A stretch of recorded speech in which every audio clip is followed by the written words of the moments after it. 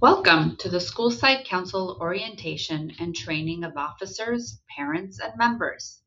In this session, we will focus on what the School Site Council does, what members are responsible for, and how the School Site Council connects its work to the school plan for student achievement and Title I funds. By the end of this training, participants should understand the School Site Council's role and responsibilities related to developing the school plan for student achievement, and they should understand the connection to Title I funds. Let's start with what Title I is and its purpose. Title I is a federally funded program under the Every Student Succeeds Act, which is given to eligible schools to close the achievement gap.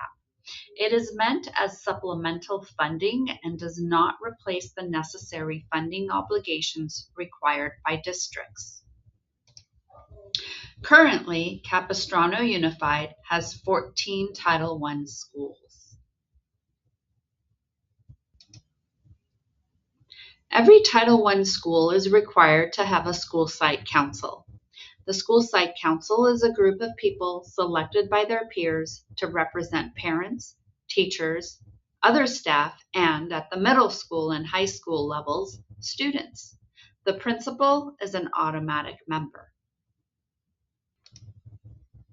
In this slide, you see the composition of the council at the elementary and secondary levels. The important idea is balance and representation. The composition requirements are designed to ensure that the council reflects school staff and parents or community voices with student representation at the secondary level. Composition is about making sure the decision-making body includes the voices it is required to represent. The School Site Council is a decision-making body. It is required and plays an important role in ensuring federal parent and family engagement requirements are met.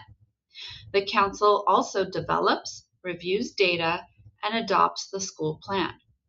It approves Title I expenditures, responds to ELAC recommendations, and convenes multiple times during the year. The big takeaway is that school site council work is not ceremonial. The council is responsible for meaningful decisions tied to student needs, the school plan, and the use of Title I funds. As members, you should expect to review information, ask questions, and participate in decisions. Your role is very active. The School Site Council is guided by state requirements, district policy, and School Site Council bylaws. The Green Act is the legal framework connected to school and district councils and English learner committees. In practical terms, this matters because school site council meetings are public decision-making meetings with procedural requirements. There are several meeting requirements to keep in mind. School site council meetings must be open to the public, and the meeting notice is posted at least 72 hours in advance. The council should convene at least 4 to 5 times a year at a time that does not interfere with student instructional time and is agreeable to members. The slide also identifies the required balance of school staff and parent community representation, the need for quorum, the school level membership numbers, and the requirement for student members at the secondary level. Quorum is the minimum number of school site council members who must be present for the meeting to be official. If we do not have quorum, the school site council cannot take official action. For example, a 10-member council needs 6 members present to have quorum so that votes can be counted as official. Bylaws are the council's rule book. They explain how the meetings and responsibilities should work and help members understand roles and procedures. Leadership is distributed in a school site council. There are 4 officer roles: chairperson, vice chairperson, secretary, and parliamentarian. Officers are elected at the first school site council meetings, and they support a functioning council, but the council itself remains the decision-making body. The principal is a voting member of the council and provides information and leadership. The principal is responsible for document retention and the responsibility to facilitate, implement, and monitor the approved school plan.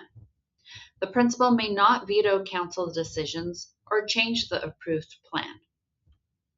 The principal is a key participant in the council, but the school site council is a decision-making body with defined responsibilities. The chairperson presides over meetings, participates in agenda planning, signs letters, reports, and communications, and carries out other duties assigned by the committee. The principal cannot be the chairperson. The vice chairperson represents or substitutes for the chairperson and participates in agenda planning. Simply, the chair leads the meeting while the vice chair provides leadership, continuity, and support. The secretary and parliamentarian have equally important responsibilities, especially when it comes to records and procedures. The secretary is responsible for roll call, confirming quorum, maintaining the roster, keeping minutes and records, and participating in agenda planning. The parliamentarian assists in ensuring that rules and bylaws are followed, participates in agenda planning, and is familiar with parliamentary procedures. Good records tell the story of how the council made its decisions, and good procedures help make those decisions orderly and fair. When membership changes, the school should follow its established procedures so that representation and quorum are maintained. Situations may require replacement of a school site council member, including when a parent's child no longer attends the school or when a member resigns in writing. In these situations, replacement by an alternate and the option for schools to elect another member following election procedures may be required. Now let's focus on what school site council members really need to know. You need to understand the data, the school's goals, the strategies being used, and how Title I funds support those goals. Most importantly, your role is to ask questions, review the information, and help make sure the plan is supporting student needs. The school site council is responsible for adopting the school plan. The school plan is developed, monitored, and annually evaluated by the council. It contains goals, strategies, and actions that are based on the needs of each individual school based on school, district, and state data. The school plan identifies the budget allocation, with its primary purpose being student achievement. The school plan may be revised during the year with school site council approval. There are 3 primary questions for the school site council to consider when establishing the school plan.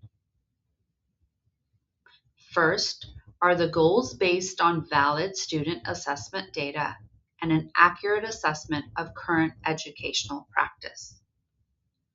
Second, are the activities and strategies evidence-based and educationally sound ways to reach the school goals? Third, is the school plan implementation timely and effective? These questions move the school site council from simply reviewing a document to evaluating whether the plan is logical, evidence-informed, and being implemented. This connection between the school plan, the school site council, and evidence is especially important during federal program monitoring. Compliance requirements for school site councils and the school plan are monitored during CDE district and school federal program monitoring visits and online reviews. School site council requirements are not separate from the district's broader compliance work. The meeting records, decisions, plans, and evidence should tell a consistent story about how the school is using its processes and resources to support students.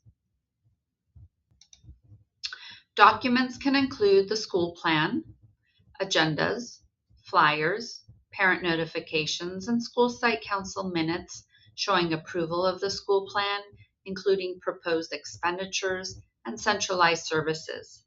The school plan evaluation or annual review and needs assessments are also considered.